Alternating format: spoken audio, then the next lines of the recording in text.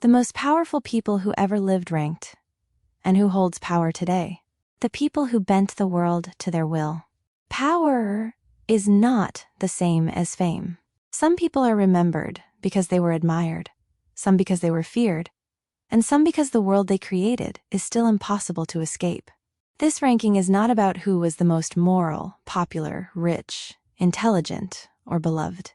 It is about raw historical consequence, who commanded the most people, redirected the biggest institutions, founded the most durable systems, triggered the greatest upheavals, or left behind an order that survived long after their body was gone. That is why ancient conquerors can rank beside prophets, dictators beside lawgivers, and emperors beside revolutionaries.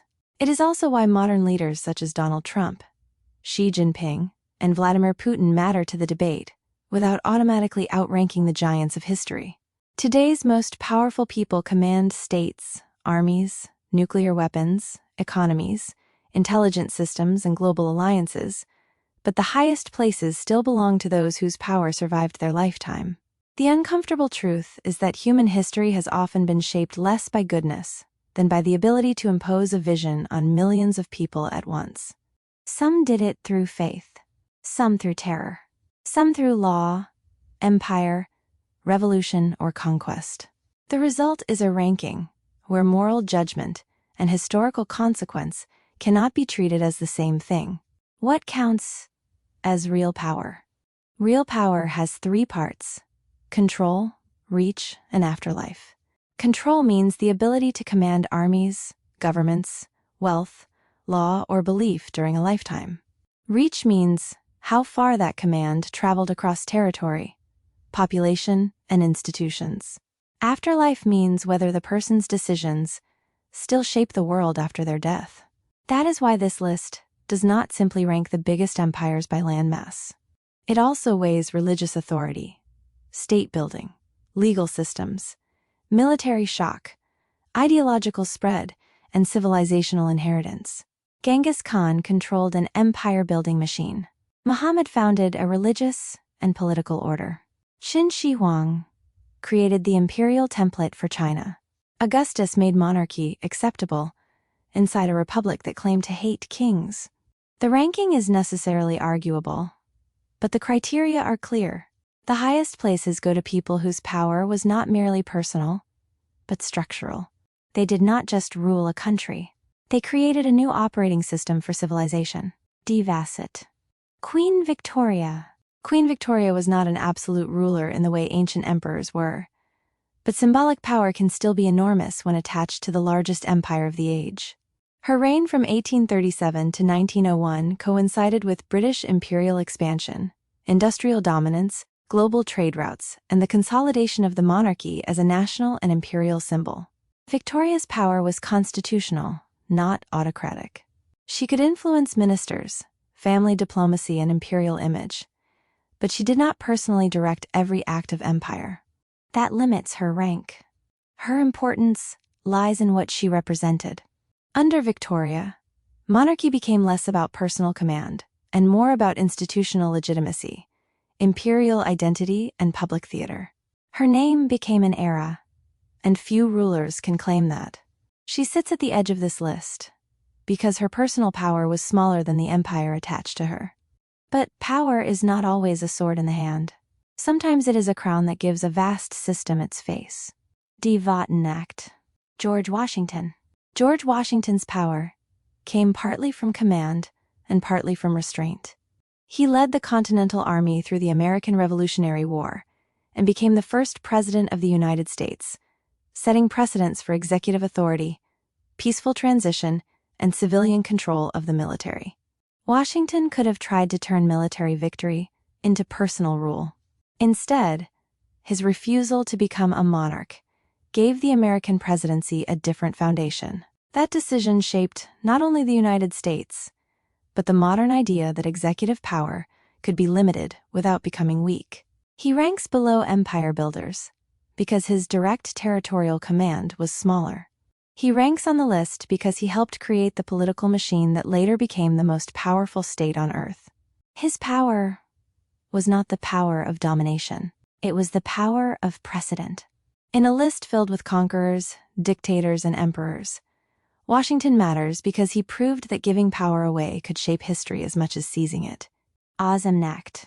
Vladimir Lenin.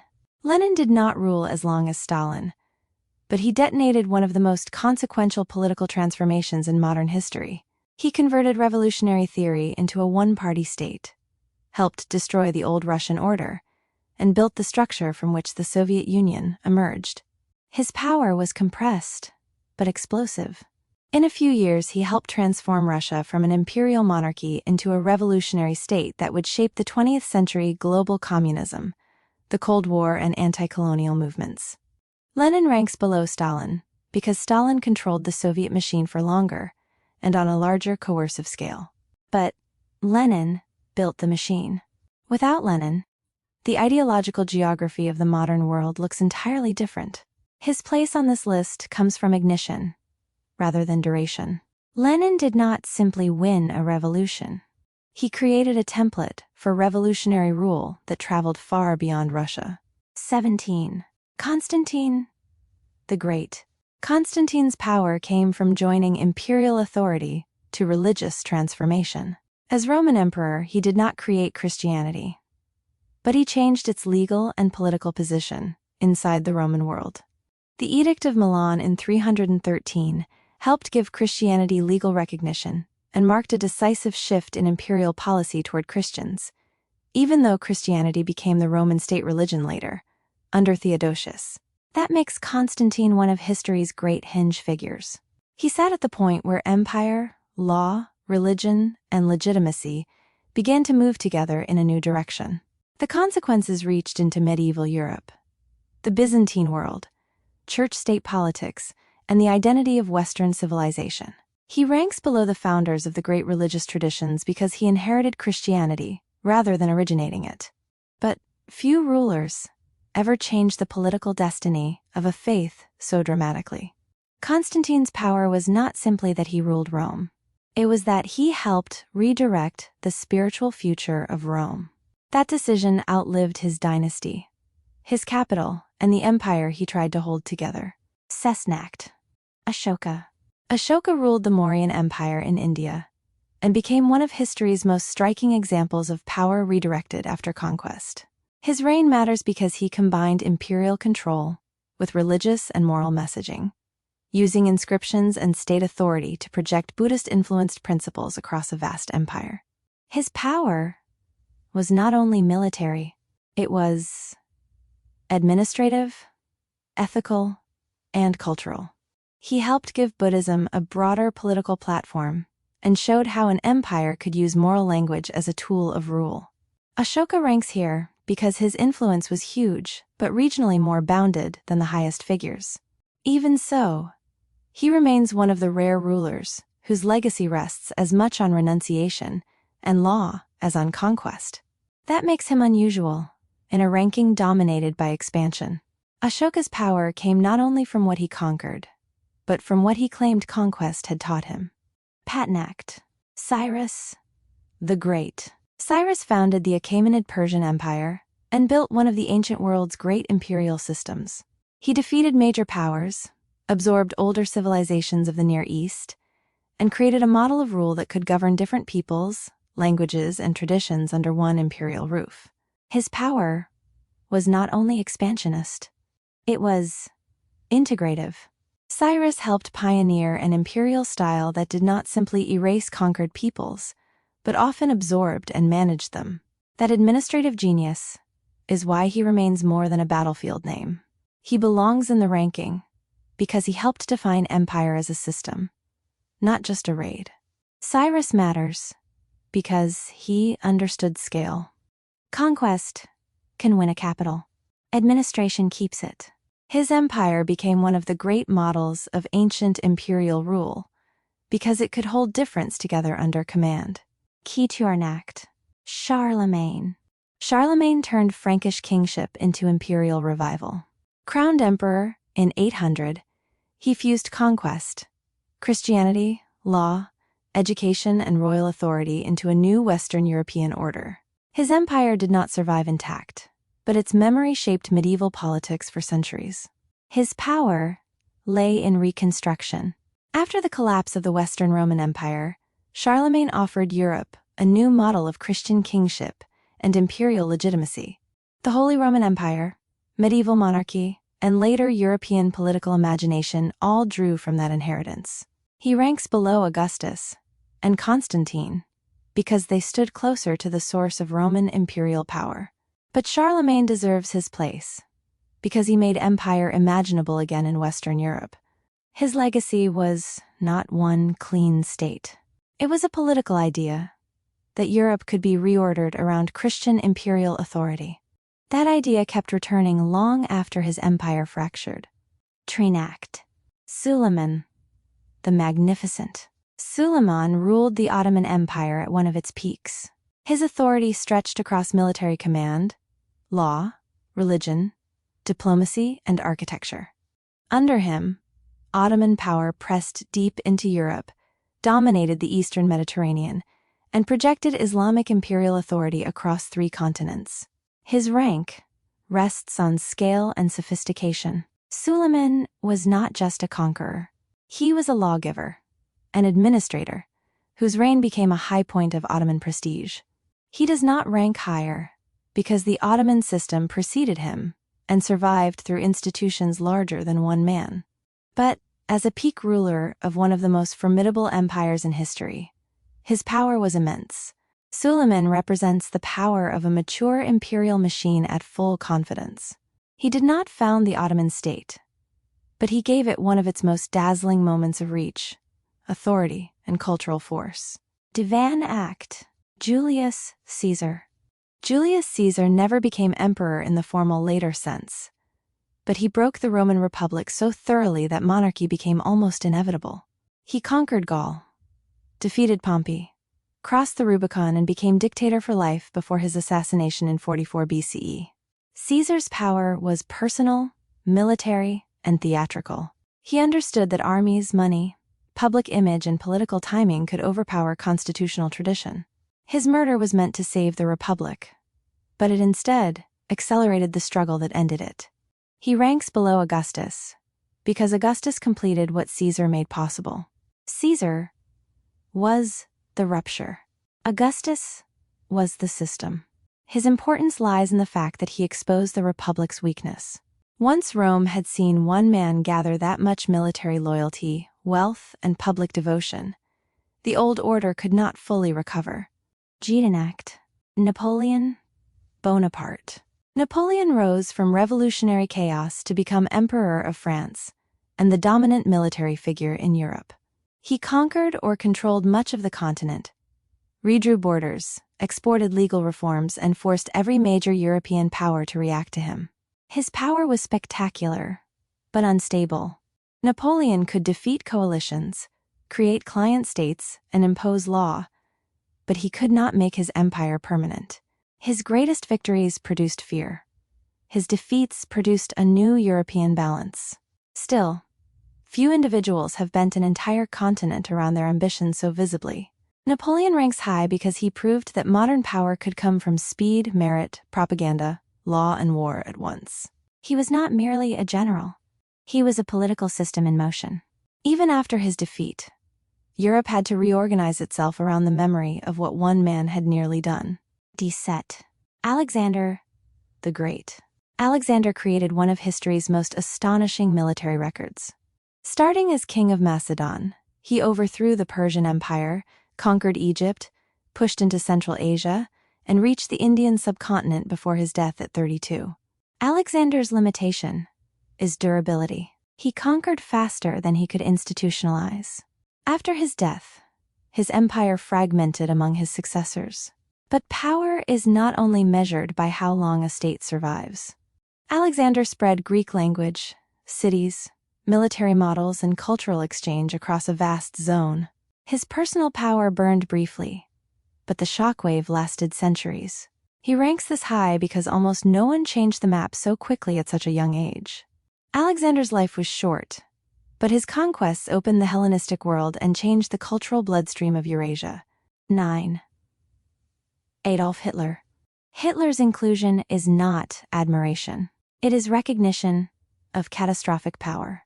As dictator of Nazi Germany, he unleashed the Second World War in Europe, built a totalitarian state, drove genocidal policy, and caused destruction on a scale that still defines modern moral and political memory. His power was ideological, military, and murderous. He controlled a modern state, mobilized mass propaganda, destroyed democratic institutions, and pulled much of the world into war. He ranks below Stalin and Mao because his rule was shorter and ended in total defeat.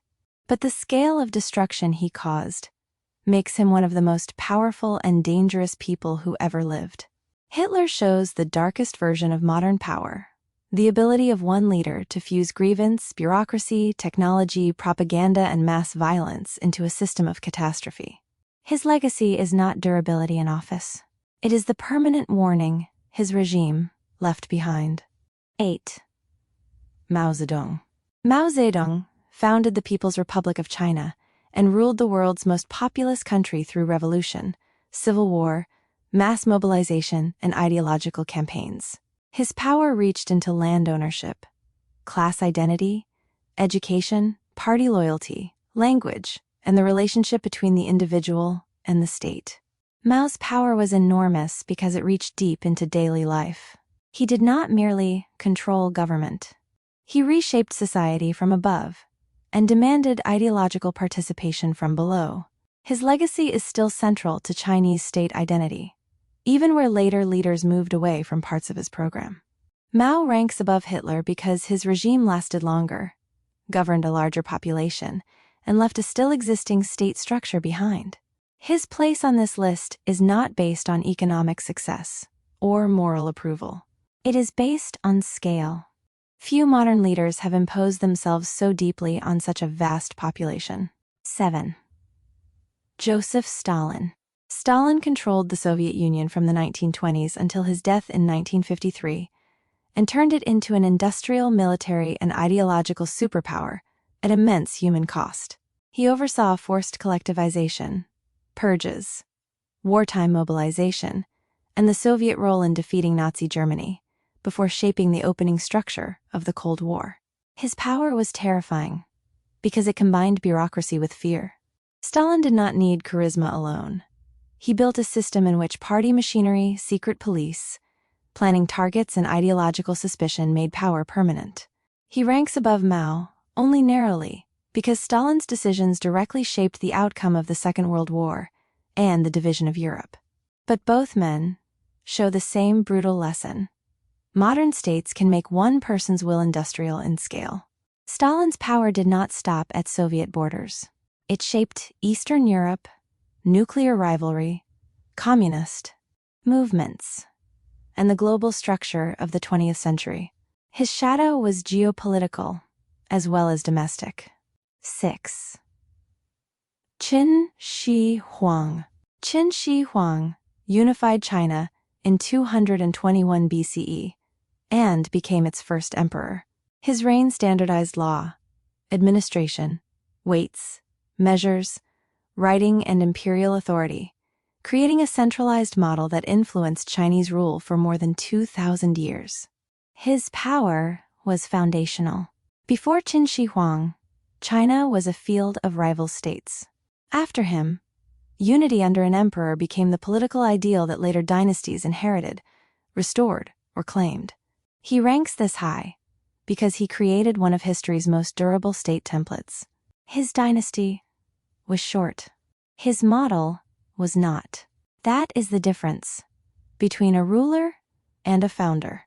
Qin Shi Huang's personal regime was harsh and brief, but the idea he imposed, one China, centralized, bureaucratic, imperial, became one of the most important political ideas in world history. 5. Augustus. Augustus was the man who made Roman autocracy look like restoration.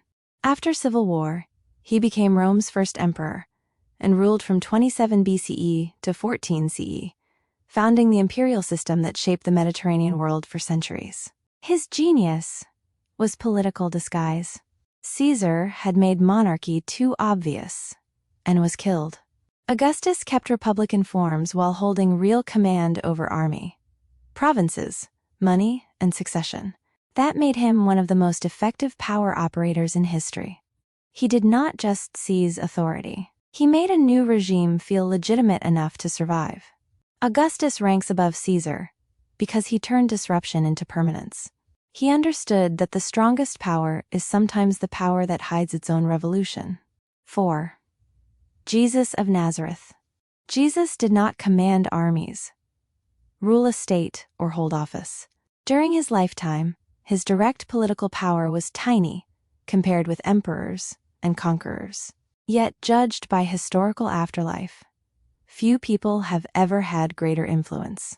Christianity grew from a persecuted religious movement into a world religion, shaping empires, law, art, education, morality, colonization, reform movements, wars, and political legitimacy. Its influence reached far beyond theology, becoming one of the central forces in the formation of Europe, the Americas, and much of global history. He ranks below Muhammad because Muhammad combined spiritual authority with direct political leadership in his own lifetime. But Jesus ranks above most emperors because no empire on this list escaped the long shadow of religion, and Christianity became one of the most powerful forces in human history. Jesus is the clearest example of power without office. He did not rule the Roman world. Over time, the Roman world, and much of what followed, had to reckon with him. 3. Muhammad. Muhammad ranks above almost every emperor because his power was spiritual, political, legal, military, and civilizational. Born in Mecca around 570, he founded Islam, built a community in Medina, united much of Arabia under a new religious order, and left behind a movement that rapidly became imperial after his death. His power had an unusually complete structure. He was not only a preacher, he became a lawgiver, statesman, commander, and model of conduct for a community that continued expanding after him. That combination explains his rank. Many rulers built empires. Muhammad founded a civilization-scale religious and political order that still structures the lives of well over 1 billion people. He ranks this high because his influence operated on multiple levels at once. Faith, law, politics, community, language, identity, and empire all moved through his legacy. Few lives have produced a wider historical afterlife. 2. Genghis Khan. Genghis Khan may be the greatest conqueror in history. In 1206, he united the Mongol tribes and launched an expansion that created the largest contiguous land empire ever known. His power was brutally practical. He turned steppe mobility, discipline, intelligence gathering, terror, adaptation, and meritocratic command into a war machine that shattered older kingdoms. His empire linked east and west, transformed trade routes, spread technologies, and devastated populations. He ranks near the top because his direct personal impact was enormous. Few individuals have ever changed the map so quickly. But his empire fragmented, and that keeps him just below the highest form of power, the kind that changes the world without needing one continuous empire to survive. Genghis Khan's power was the purest form of conquest on this list. If the ranking measured only the ability to impose will by force across land, he would have the strongest claim to number 1. Muhammad. The most powerful person who ever lived depends on whether power means direct command or lasting consequence. If it means command, Genghis Khan has the strongest claim. If it means civilizational afterlife, Muhammad and Jesus have the strongest claims.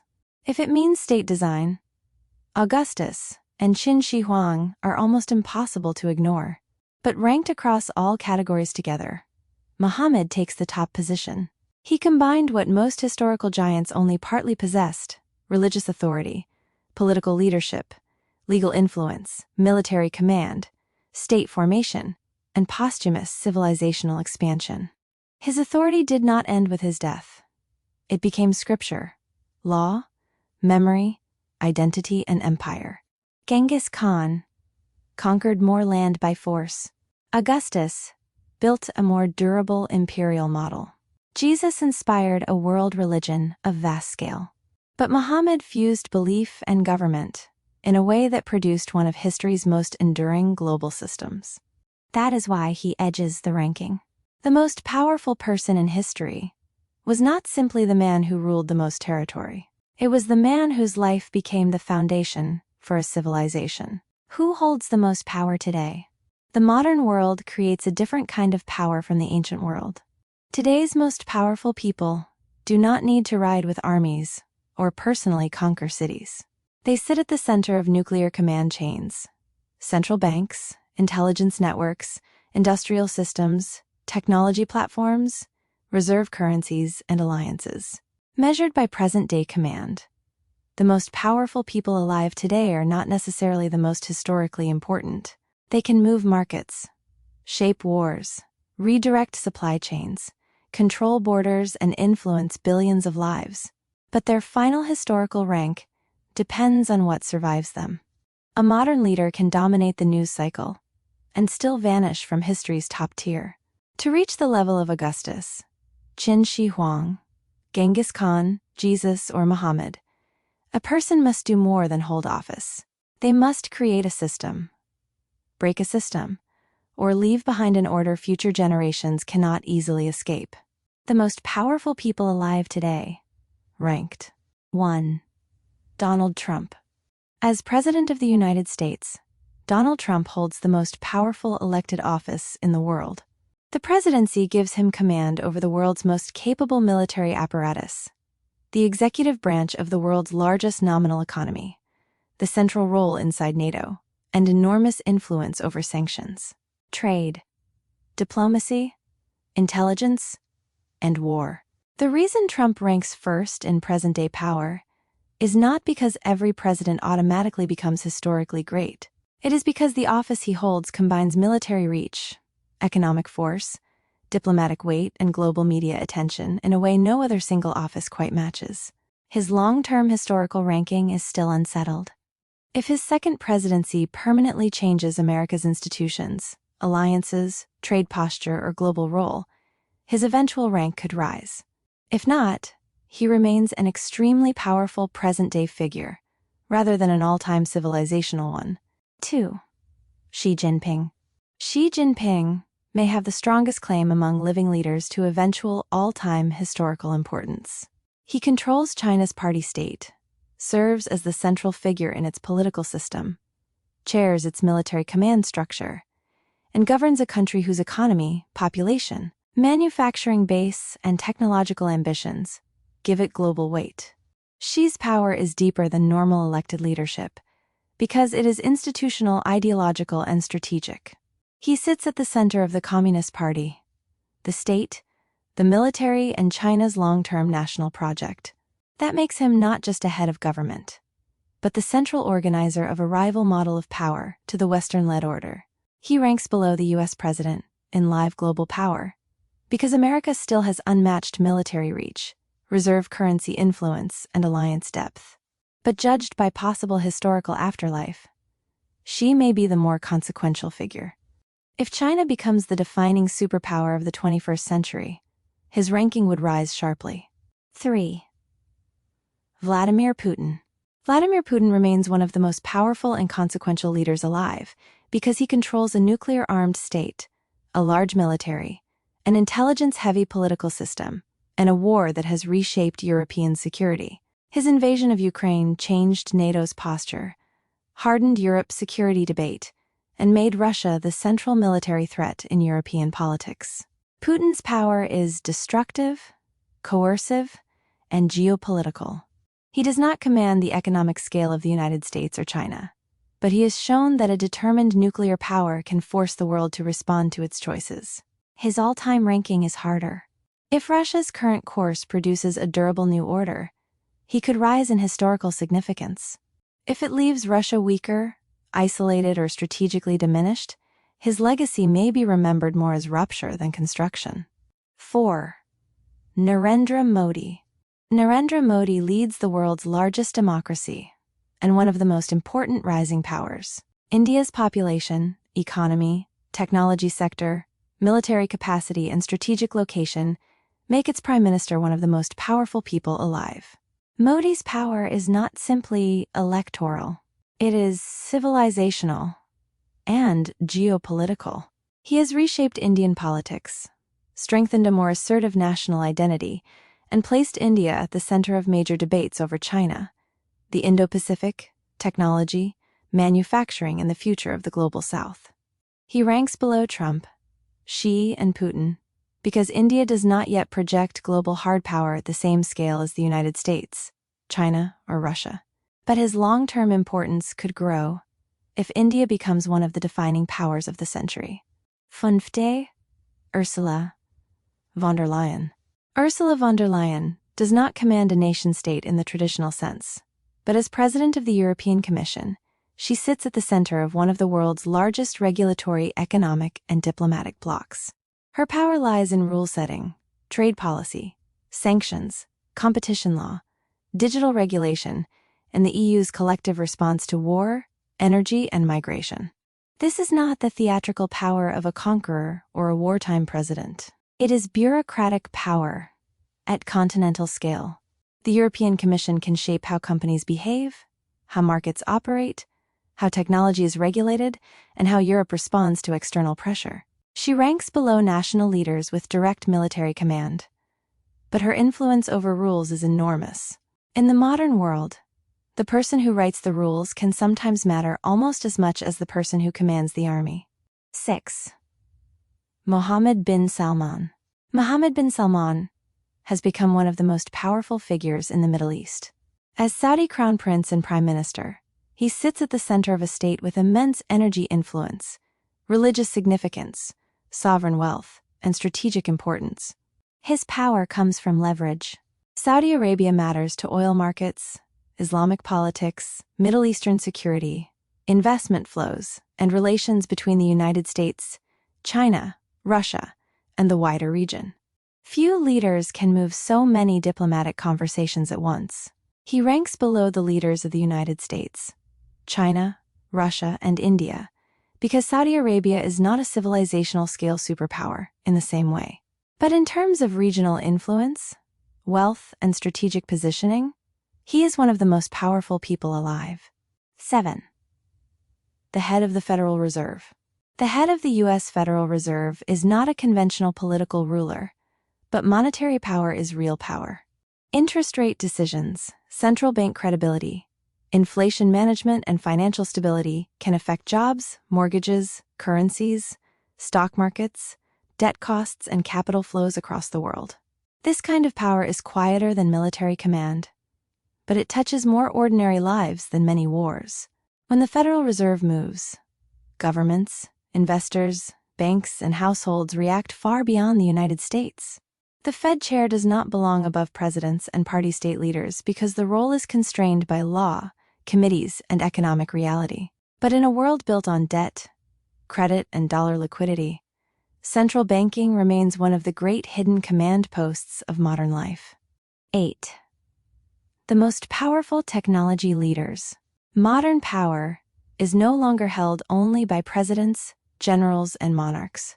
The leaders of the largest technology companies control platforms, data infrastructure, cloud systems, artificial intelligence, communications channels, and digital ecosystems used by billions of people. This power is different from state power because it is not usually backed by armies or lawmaking authority, but it can shape speech, commerce, attention, surveillance, automation, elections, markets, and even military capability. No single technology leader yet ranks alongside the greatest figures in history. But as artificial intelligence becomes more central to economies and governments, the people who control the systems beneath public life may become more historically important than many elected leaders. Why today's leaders may not become historical giants. The gap between live power and historical power is the most important distinction in this article. The U.S. president may be the most powerful person in the world today. Xi Jinping may be the most structurally consequential living leader. Putin may be the most dangerous geopolitical disruptor. Modi may lead the most important rising democracy. But none of them automatically ranks above the giants of the past. That is because history does not only reward scale, it rewards survival. A leader becomes truly historical when their system keeps operating after they are gone.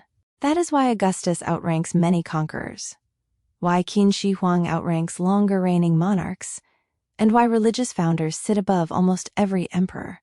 Their power did not end when their body died. It became law, faith, administration, identity, or memory. What the ranking reveals. The list exposes a harsh pattern. The most powerful people in history did not merely win battles or inherit thrones. They built systems that survived them. The conquerors changed maps. The emperors changed institutions. The prophets changed meaning itself. The dictators revealed how terrifying modern state power could become when bureaucracy, ideology, and violence were fused together. That is why the highest ranks belong not only to people with armies, but to people who created frameworks that later armies, states, and societies marched inside. Power at its highest level is not fame, wealth, or even command. It is the ability to make future generations live inside your consequences. Today's leaders may dominate the present, but the greatest figures in history still dominate the world they left behind.